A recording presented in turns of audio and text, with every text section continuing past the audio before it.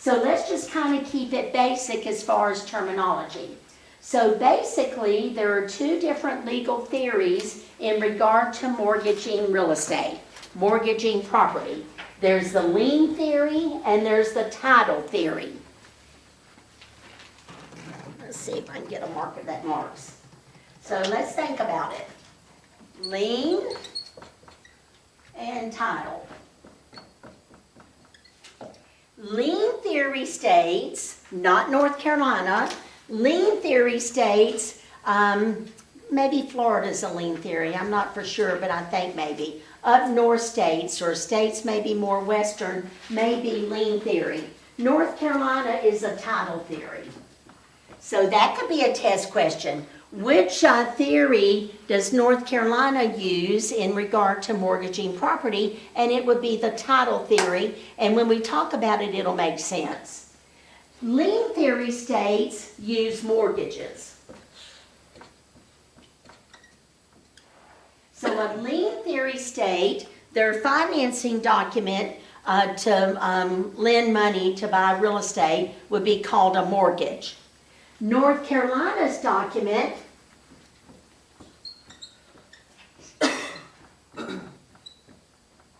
is called deed of trust. So title theory and our mortgage document is called deed of trust. Didn't we learn that deed is a word that means title? And deed of trust is not the deed, it's an instrument that gives the title to a third party for the lender. So I'll break that down for you a little bit. But don't we use this word mortgage in North Carolina? Even we use this word, it's more generic than within realistic application. It reminds me, like we talked about the other night, in the olden days, your boss might have said, would you go Xerox this for me? Or will you hand me a Kleenex? Or will you get me a Coke? You know, generic names like that. And in North Carolina, we do use the word mortgage. Technically, the document that's signed when we borrow money is not called a mortgage. It's called a deed of trust. It accomplishes the same thing, a little bit different, but we use a deed of trust. On your test, you'll be able to tell if they want to know about a mortgage or if they want to know about a deed of trust. Otherwise, they may just use them together. Oftentimes in a test question, it might say mortgage / deed of trust because the idea is it's basically the same. In fact, in your reading, it says there's not much difference. Now, lien theory states are different. They do require a little more processing and a little more time and paper, particularly during foreclosure. So that's a difference. Let's write that down. The foreclosure in a lien theory state would be called a judicial foreclosure. So it'd be called judicial foreclosure. Foreclosures in title theory states would be called non-judicial foreclosures. Alrighty, here's the word I see. When I see judicial, I see or hear judge. In lien theory states, if the borrower is defaulting on the loan, the type of foreclosure would be court ordered. They would have to go to the court and the courts would order it and the courts would handle it.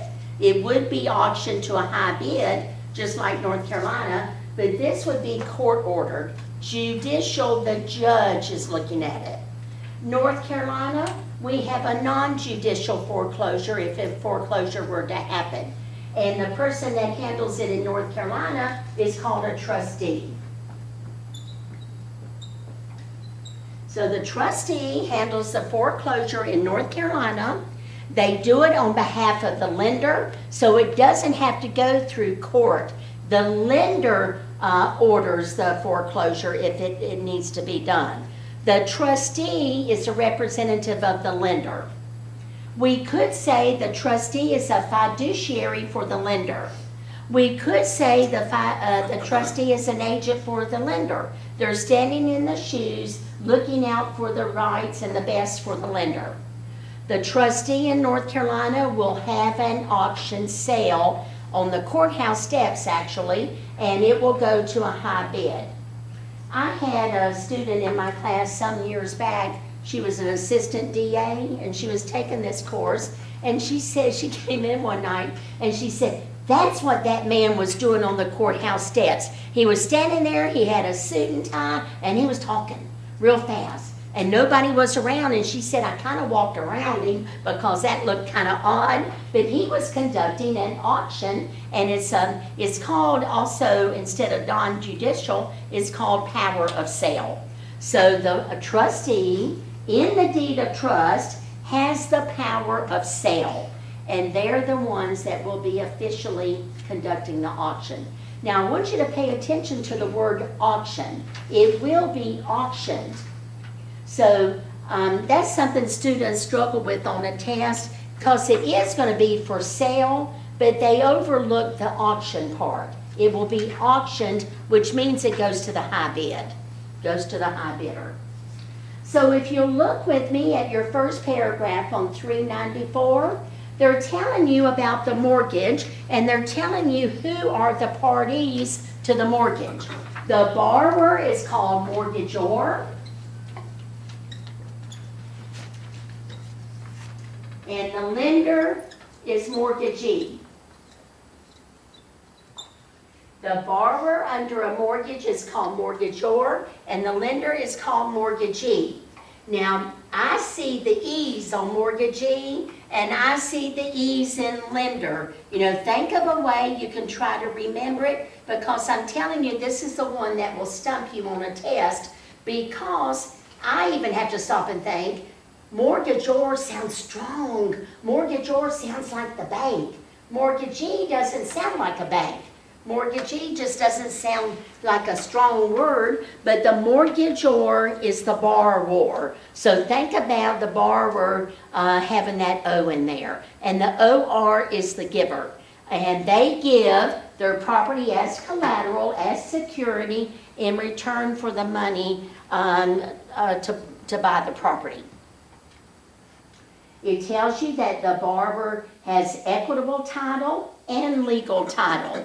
So they're not giving up any title. They've got the equitable and the legal title. Equitable title, everybody, it's a right to use and possess the property as if you own it. And I like to call it the title before the legal title. We know what the term equity means. It's once you're building up in your property, paying down the principal, and you're building equity. It's the money accumulating, the value accumulating before you sell the property or refinance. I just, for some reason, associate the word equitable or equity with the word before. It's before. The equity before you get it out. Equitable title is the title before you get the legal title. And we're going to talk about another word with equitable in it, and it just helps me remember it. Might not mean that literally, but it seems like it kind of goes together to me. If you look at the title theory, second paragraph, in the title theory state, the deed of trust, the parties are, well, we already said trustee's one party. The borrower is called trustor. The giver and the receiver of the legal title. Now, the borrower could be called trustor, or they could be called grantor. And so they're granting the legal title, bare naked title, to the trustee to hold until they pay the note. And the trustee represents the lender, and in this document, the lender is called the beneficiary. They're benefiting from holding this title. They've got the title, it's a benefit. If the borrower defaults, they've already got the rights to the legal title. It tells you in the third paragraph that the trustee has the power of sale, and so it could be called a power of sale foreclosure or a non-judicial foreclosure. There is a thing called redemption periods if we're talking about foreclosure. Redemption, what does that term mean? What does it mean to you? redemption. Maybe Getting my property back, getting something, retaining it, getting it back. So even if someone is in a foreclosure, there's going to be a time frame that they can stop the foreclosure or at least pay everything back that they owe the bank. So if you don't mind, let's scoot over to page 401 and let's talk about these redemption periods.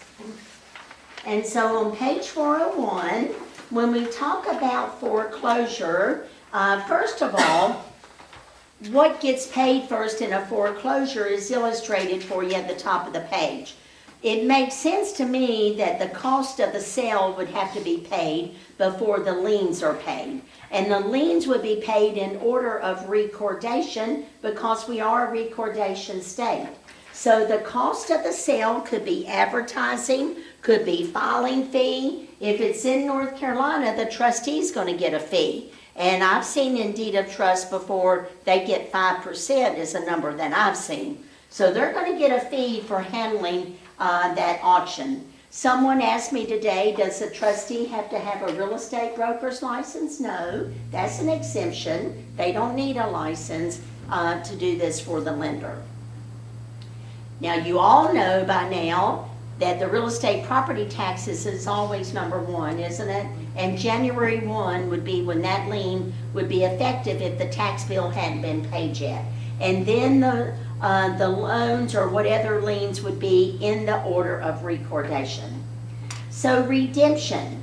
Let's look at your chart, 14.4 illustration, and you see you've got kind of a timeline. I'm on page 402. Did I take you somewhere else? I beg your pardon. 401. I did. That's a Buick, isn't it? I don't know. Sounds like an old-timey Buick. All righty, so we've got this timeline. Look at your beginning. It says date of default. The date of default is when foreclosure has begun. Foreclosure has begun, and we are before the sale. Before the actual auction, the buyer who's in default can pay everything back they owe the lender and stop that sale. It does tell you that some lenders may allow the buyer to catch up and pay part of it back, but really and truly, there was probably all that time before it officially hit foreclosure. So, but before it goes to the auction, the sale can be stopped by the borrower paying back what they owe the lender. Now, what they owe the lender would be the full principal balance, any kind of accrued interest. Accrued is a word that means accumulating, not paid yet, and then there may be other fees that would have to be paid in order to stop the sale. Let's say the buyer doesn't stop it, and it goes to the auction. The trustee will auction the property to a high bid. When there's a high bid, of course it would stop. It would bring the auction, that sale, to a conclusion, or that time frame. And the statutory redemption is a 10-day period. So the first redemption is called equitable. And if you see there, it says before the sale. So I just word associate, when I see equity or equitable, I know it's before something. And after the sale, we've got statutory redemption. Statutory is saying like state law. Here's what it means even more. Once there's a high bid, the bid will sit for 10 days. You could say waiting for any kind of an upset bid.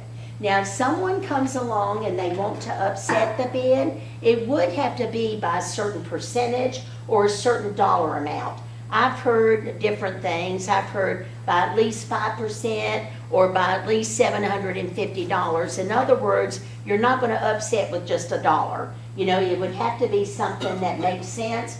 If the bid is upset, it's going to sit for another 10 days. So you can imagine this could keep happening, and all during that time frame, the defaulting borrower has a right to redeem the property, get it back by paying everything off to the lender. Everything off at this point is going to be the trustee's fee and any kind of costs that may have been incurred, plus any kind of interest that hasn't been paid yet. So I would remember that that would be the process of redemption. And just remember that even if the buyer is in default, they still have some ways to make it right. Now, I honestly don't know that that would work out very much. You know, somebody would have to win the lottery or somebody's got some money to help them pay it back. But it is the right in regard to foreclosures.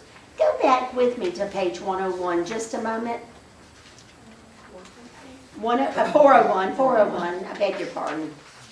Look at the first paragraph and you see the definition of foreclosure.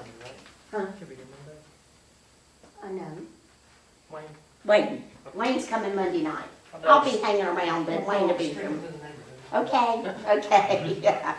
Foreclosure, look at the definition of foreclosure. That's a nice test question. You know, you are going to have some questions about definitions. And so foreclosure, the process of selling the property to pay the debt and from the proceeds of the sale. And hopefully the lender's going to get enough proceeds to cover the expenses in addition to the debt that's due. And so I mentioned to you that judicial foreclosure is where it would be court ordered, and the deed to transfer the title to the new owner would be called a sheriff's deed. In a state like North Carolina, the foreclosure is not court ordered, it's non-judicial. Trustee will execute the power of sale based on the lender's instructions, and the deed that would be used to transfer the title would be called a trustee's deed because it's coming from the trustee. So trustee deed means foreclosure. Yeah, trustee's deed. I would say trustee's deed means foreclosure. I mean, there are trustees in other documents, but they're talking about, I would say trustee's deed's foreclosure. Thank you. When you think about strict foreclosures, those are not common. A strict foreclosure reminds me of repossessing the house. And guys, lenders don't want the property, they want the money so they can go lend it to someone else. So it just reminds me of those TV shows where you see guys sneaking around at night, getting into the car and driving off because they're repossessing it because somebody didn't make a payment. Lenders don't want to repossess the property, so they'll take you through foreclosure. But I have to tell you, I would imagine that lenders will try to do other things instead of foreclosure because foreclosure average cost is $40,000 to the lender. And so they're going to lose money one way or the other if that's the case, I would imagine. Now, if you don't mind, to go with me to the top of page 403. And since we're talking about foreclosure and the auction, there's a thing called a deficiency judgment. Now, we learned in Unit 3 that a judgment is a money claim, isn't it? If it's filed, it goes on record, it gets in order of the date that it was recorded. Remind yourself it follows the person, any property they own, it follows that person, it's good for 10 years. But a deficiency judgment would be something like, if you owe the lender $100, if your loan, you owe the lender $100, and they go to the auction and they only can get $90,000 at the auction, then there's a $10,000 deficit, $10,000 deficit. It would be called a deficiency if the lender, and they probably would, want to seek a judgment by taking the information to court, and this would it would be against the defaulting borrower, wouldn't it? And this will be on their credit for at least 10 years. So they're in the deficit. Let's look at deed in lieu of foreclosure as an alternative to foreclosure. Deed the words in lieu of mean instead of, don't they? So deed instead of foreclosing. Basically, the buyer might be saying to the lender, Can I give you back my house instead of you taking me to foreclosure? Can I give you back the deed to my house instead of you foreclosing? Now, there's a benefit to the buyer. Yes, there'll be a negative consequence on the credit, maybe not as bad as a foreclosure because it's really not a foreclosure, but it does have to do with them not being able to manage their credit, so it would affect the credit score. Deed in lieu of foreclosure, if the borrower came to the lender and said, will you do this with me? The lender is going to really check out about that property. What's it worth? What's owed on it other than what this lien holder has? There could be other loans, could be a home equity loan, a second mortgage, could be mechanic liens, we don't know. But the lender's going to look and see what else is owed on this property, and here's the reason why. When the buyer and the lender agree, it wouldn't be a unilateral decision. They would agree if this is going to work out. It's like the buyer goes in and says, here's the keys to the house, I'm out of here. I'm walking away now. And it's almost literally like that. If the lender agrees to that, whatever it is the buyer owes against that property, the lender is taking it. And the lender will be responsible for it. So what that means is, also, if the lender sells that property and the lender is in the deficit, in a deed in lieu of foreclosure, they cannot go back to that defaulting borrower. That's beneficial to the borrower. They can't go back because they agreed to take the property and everything tied to it. On the other hand, if the lender sells it for a profit, the lender gets to keep the profit because the buyer walked away. And so could be beneficial to the lender and the borrower, maybe, but it is a way to work around doing a foreclosure. Foreclosures cost more, and foreclosures do affect the credit of the defaulting borrower more than that would. When we were going through the financial crisis, lenders were sending to folks who were maybe pre-foreclosure, maybe struggling with their payment, they were sending letters saying, would you be interested in a deed in lieu of foreclosure or a short sale? Unfortunately, most of us don't know those terms unless we've taken a course and we've read the words. In fact, I had a student one time, she was in the class and she said, golly, I wish I would have known what that meant when I got that letter from the lender. She said, I didn't know what it meant. She said, we lived in Florida, and of course the market really crashed down there, didn't it? It was bad in Florida, bad all over, but Florida was hit bad.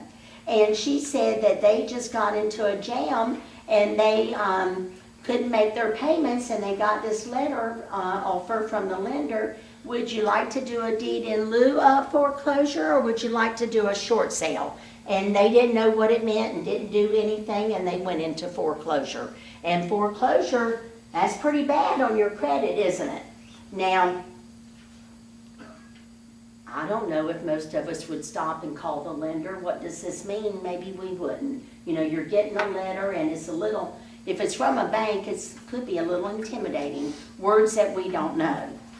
Now, the short sale is, we talked about that. The borrower is upside down. They owe more than what the property is worth. Now, let me just mention that you do sell houses sometimes, and the seller might have to bring money to closing, and that doesn't mean it's a short sale. Think about it this way. What if you bought a house in a brand new neighborhood? You bought a new construction in a brand new neighborhood, and then you get relocated the very next year. Guys, you'll be lucky to break even, because if that neighborhood is still developing, your competition is brand new. It's hard to compete against brand new. So to sell that property, you may take a loss and you may have to bring money just to close it out, and that doesn't mean it's a hardship. It doesn't mean it's a short sale. It's just the fact that you didn't live there long enough to get some appreciation. So you could see sellers bring money to closing. It wouldn't be a happy time, but if they need to sell because of one thing or another, it could be a possibility. The thing about a short sale, I don't believe I mentioned to you a while ago, The IRS sees a short sale as a loss to the lender, because don't you think they'll write off a loss?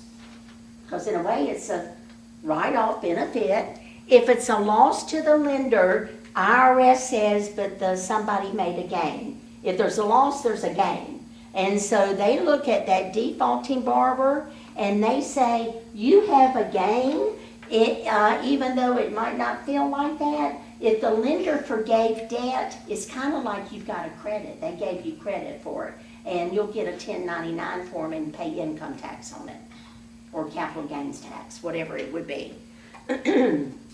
So that's not pleasant. You know, you're trying to get out of all this, and then you get that 1099.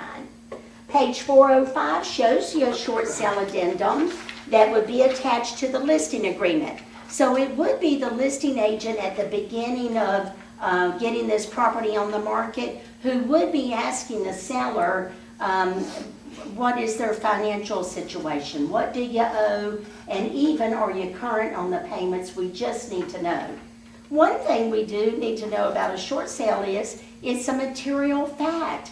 Wouldn't you want to know, if you were a buyer, if you were buying a property that's in a possible short sale? The reason you would want to know is the owner of the property doesn't have the final word.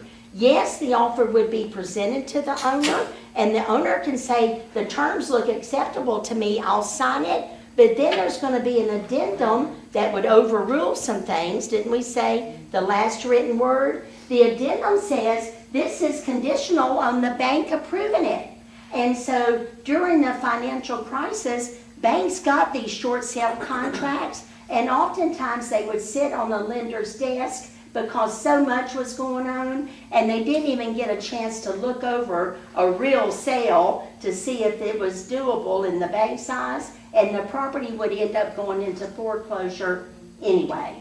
And so how it affected the buyer was, they would wait around for a long time waiting to see, is that contract going to be approved by the lender? And so while they're waiting around on that, they're losing other opportunities, aren't they? Well, the short sale addendum has verbiage in it that allows the buyer to withdraw anytime, and it allows the owner to withdraw anytime. I had a student in a continuing ed course a couple of years back, and she says, Jan, I don't know what to do. I have a buyer in a short sale situation, and it's been weeks and weeks, and we haven't heard anything. And so I just said, well, you know what, that buyer might want to rethink, because they're losing other opportunities. They might want to rethink. They do have a right to say, I want to take back my contract. And they can rescind it, and it's all in the addendum. So I mentioned to you it's a material fact, and because it would affect a buyer's decision on whether they would like to enter into that. Go with me, if you will, to 407, and let's talk about loan assumptions. Have you guys heard that terminology, loan assumption? Loan assumption, taking over somebody else's loan. So I want to show you a few things.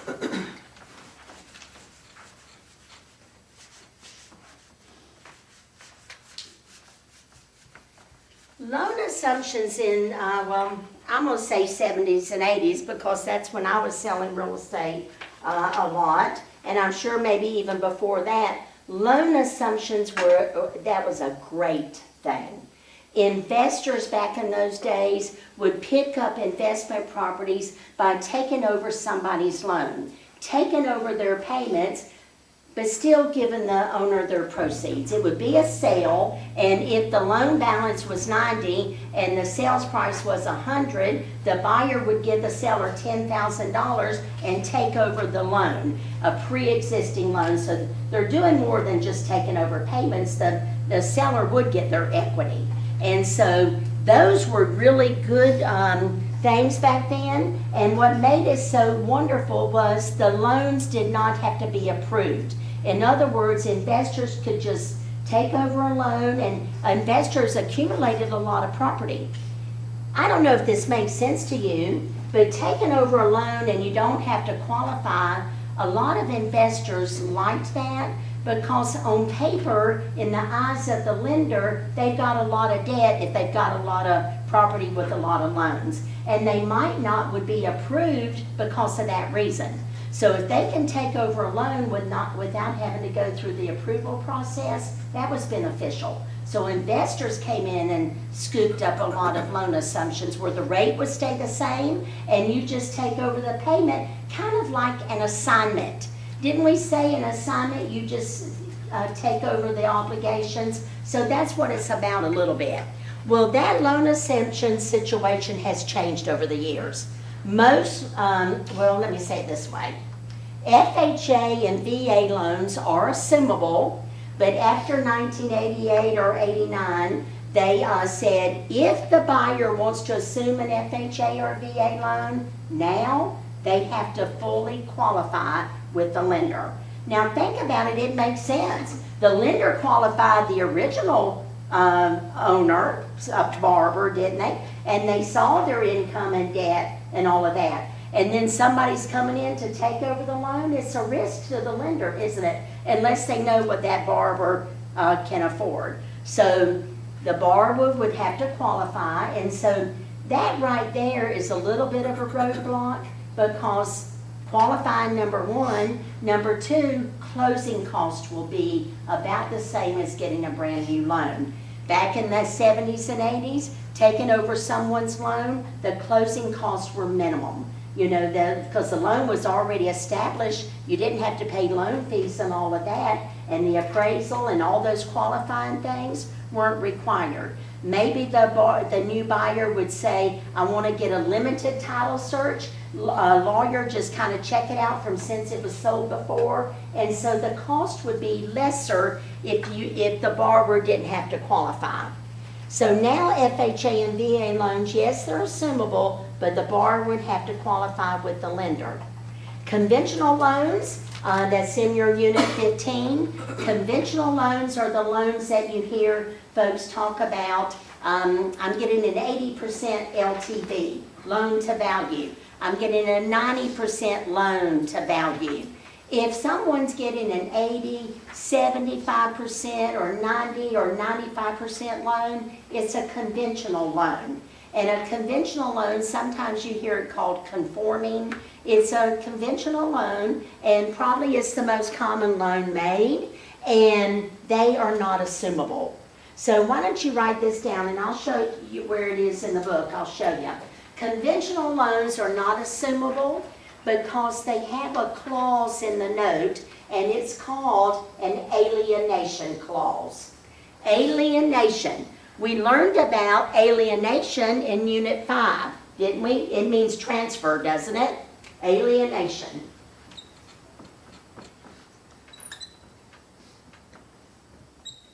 So the lender says, if you alienate or transfer this loan to someone without our permission, we will call it due. So conventional loans are not assumable. Now, speaking of assumable, real quick, this is just a level 1, but I just wanted to give you a little idea on 407.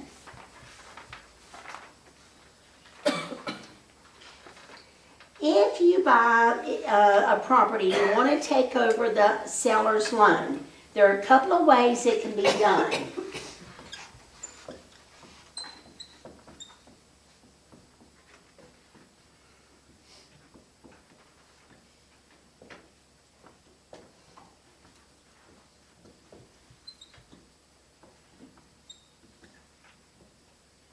All right, a couple of ways it could be worded. Couple of ways this can be accomplished. So let me give you an example. Angel is the owner, and Hunter wants to buy that property. So Angel wants to sell her house to Hunter. Hunter says, I want to take over the loan, and Linda is Angel's agent. And Linda says to Angel, Hunter wants to buy your property and take over your loan. And he wants to have in the body of the financial part of the contract, he wants to take over your loan subject to the loan. Now, it will be a sale, There will be a closing. Angel will get her proceeds, her profit, and Hunter's name will be on documents that shows that he's the new owner. Her name is still on the original paperwork because he's taken it over. Remember, assignment keeps it going. Hunter makes the payments. The lender knows he's the owner. He makes the payments. Let's say that Hunter runs into a little problem and he's going into a default situation. The lender says, we know it's you, Hunter, that's going into the default. And he just can't get out of it. It's just too much. And the lender says, we gotta foreclose. All of that will be on Hunter. So if he buys it subject to the loan, which is a form of loan assumption, if he makes the payments, that's cool. If he defaults, the lender comes to him. If it has to go to foreclosure, the lender comes to him. Here's the kicker. If the lender takes a foreclosure and Hunter owes $100,000, and if the lender can't get $100,000, let's say they get $95,000. The lender is $5,000 in the deficit. Everybody with me? Well, they're not going to go to Hunter for that. They'll go to Angel because Hunter bought the property subject to the loan, and he's not going to be responsible for any deficiency. So this goes to Angel. And so you can think that Angel might say to her real estate agent, Linda, wow, that's risky. I don't want him to take my loan over that away. If there's a chance, I'm going to be responsible for owing some money on it. Is there another way? Angel says to Linda. Is there another way we can make this happen where he can buy my property? And Linda says, well, let's change the verbiage. Let's have Hunter assume your loan. So Angel will sell to Hunter. Hunter, closing paperwork would be made. Hunter makes the payment. There's a default. So there's a payment. He goes into default. There's a little bit of more problem, so he goes into foreclosure. And there's a deficit. Let's say it's $5,000. The lender, because of the way he took it over, will go to Hunter first. If there's a deficit, they're going to seek it from Hunter. If Hunter can't pay it, they go back to Angel. So Angel is still in some liability, but in that case, it would be a second liability. They would go to Hunter first and to Angel. Now, students often say, well, who would do this? Well, I'm going to tell you a whole lot of sellers did this back in the day. Because when somebody takes over your loan, can't you command a higher sales price? Because you want my loan, you want lower closing costs, we want to stick to a higher price. Guys, some of those loan assumptions were happening when interest rates went to 18%. And that was the way sellers sold property. And I'll have to be honest with you, I don't think I heard of anybody that this happened to where the deficiency happened and the original owner was responsible. Now, I'm just wondering, I know times have changed and you can find anybody you want on the internet. How do they know where Angel is? How would the bank know where Angel is? Because Angel, she ain't going to go to the bank and say, I won't let you know I'm moving. If you need me for a deficiency, I'm moving. That's crazy, isn't it? So I don't know how common the deficiency is going back to the original, but it is a risk. So Angel might say, oh, I don't want any of this. It feels way too risky. And is there a way we can make it work? And Linda's going to say, well, we could ask the lender to release you from all liability. And if the lender agrees to release Angel from liability, they're probably going to ask Hunter to qualify. And if Hunter can't qualify because he's got too much other debt, or if he has no credit because he's never bought before, then it could kill the whole deal. Okay, so that's loan assumption. Really not common in the market that we've had for a really long time, but who knows what happen to interest rates. Interest rates have been fairly low for some years. They could go high again because it's tied to the market. What's the market doing? Your reading talked to you a little bit about usury laws. There's no cap on what interest rates can be in typical loan situations, when you go to the bank to borrow money for a house. Think about it, if the government said, you banks can't charge any more than 10% or 12%. I can tell you when rates went to 18%, the market would have really crashed if they were limited on what they could charge. Guys, I'm telling you, people paid it. There are people who buy and sell even when rates are high. And so the notion is rates are high now, but they'll come down and we can refinance. Or people who are relocating have to buy, if they're homeowners and want to buy like that. So the market still moves and the rates are just what the market will bear. And so having any kind of governmental influence, whether federal or state, just doesn't make sense. It would hamper the free market. The consumer doesn't have to pay it, do they? Can't they say, I'm not paying that right now? And do another thing. Go with me back to page 395, just for a few minutes.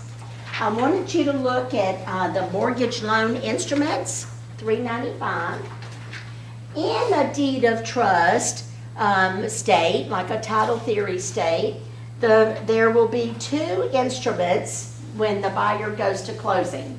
So when we go to closing in North Carolina, the buyer will will sign a deed of trust.